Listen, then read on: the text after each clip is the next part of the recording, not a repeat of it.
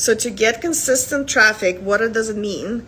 It does not mean necessarily like internet traffic. It's everything in your business, because we do promote, as photographers, we do promote ourselves online heavily now because we have the means and it's cheap and it's, it's easy.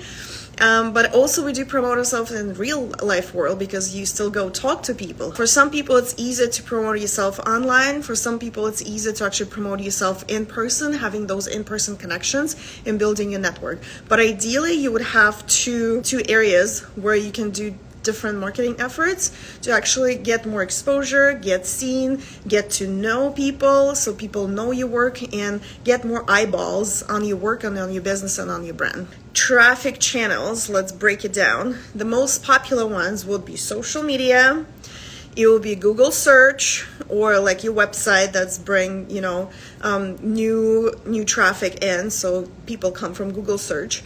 And networking and collaborations. So this is how you get more traffic, okay? Just think about those major strategy, different traffic sources that you can have, and start getting an idea of what the best traffic source is for you gonna be, for your specific business, for your specific personality as well. And then where do your ideal clients hang out the most? So where you can get them. Once we get enough traffic and enough people actually know about us, eventually you're gonna start getting inquiries, especially if they're attracted to your work.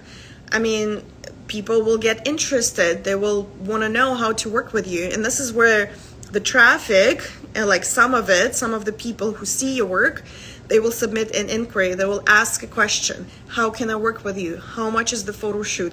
I'm planning a photo shoot for my daughter. How can I work with you? When can I book a session? So all those questions, this is all inquiry, right? To get consistent inquiries, you need to choose those traffic sources very wisely for your business, because if you're talking to the wrong audience, so if you're using the wrong traffic channel, and the people who actually would be attracted to your business, they actually not on those social media channels that you're using. For example, people in the corporate world, the Twitter and LinkedIn would be the better traffic channel for you than, for example, Instagram, even though both will work for you in some way, but you need to prioritize it for yourself. Make sure that the inquiries that you're bringing in, they're pre-qualified as well.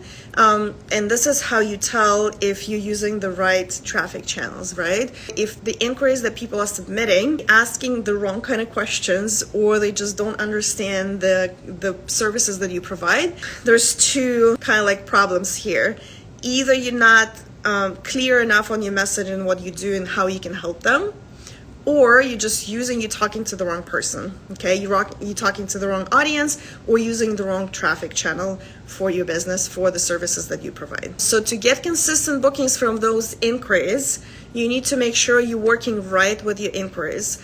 But it all comes from the quality of the inquiries. So no matter how much you work with the inquiry that, came from out of the blue and they're not your clients and they're not ready to pay you prices, it's very hard to convince them that you're actually a very good photographer and you charge what you're worth, So again, everything starts with quality traffic and quality inquiries. And in order to make sure that those quality inquiries actually buy from you and get a booking with you and book a photo shoot with you, you need to make sure that the offer that you make them, so basically your packages or the type of services that you provide, the genre that you work with, the style that you work, your portfolio looks great, all of that is so attractive to them, they can't say no. The price has to be right. There has to be a lot of value for the price. So it doesn't matter if you're cheap or expensive in terms of the dollar amount. So it could be $300, it could be $3,000, but in the perception of value has to be there. So you have your client or your potential client has to look at what you offer, and they see so much value in your work. So the price compared to the value that we provide, it will seem so much lower, so they're ready to buy. Also, add a personal touch when you're talking to those people, to those new inquiries, because this is very important in the world of like automation and everything is online and kind of like impersonal. When you actually write a personal email, even though if you have like some templates or some systems in place, when you take the time and customize like a few sentences for the person, so they're more likely to actually continue conversation with you, possibly book with you. And also, don't be shy to follow up with people. I keep repeating it over and over again. If you don't hear from a person that, you know, they wanted to work with you, they asked you, how much is the photo shoot? You send them the information, you don't hear anything back. The first thing that you do, you think, I'm too expensive, nobody books with me, this price was too high, that's why they don't want to book with me. And all of those questions that we start making up in our heads. The easiest thing to do is just to follow up with the person. There could be multiple reasons why they didn't reply to you. First of all, emails get lost, they not get seen, they get forgotten because there's too many things going on. So the photo shoot may not be a priority for them right this second, but this is something they really want to do. So why don't you help them do what they really want to do? Because they've literally asked you for it. They could not be ready to pay the price, but you will never know until you actually talk to them and ask them. So if they're not ready to book, for example, ask them, so do you mind if I ask you, like, why didn't you you decide not to book with me?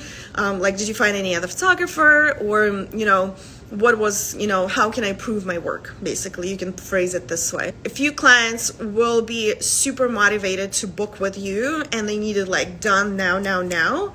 And they don't want to waste any time, so they just go straight in. They, you know, don't go through all the process. They're going to be super excited. But there will be some clients who are considering multiple photographers.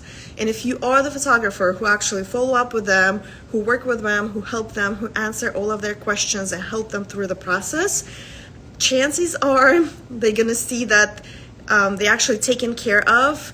They are listened to, that it's far more important than getting beautiful pictures done, because like I said, customer service, like client experience, this is far more important in terms of the value that you provide versus just pretty pictures. Okay, so keep that in mind. And people love when you actually talk to them.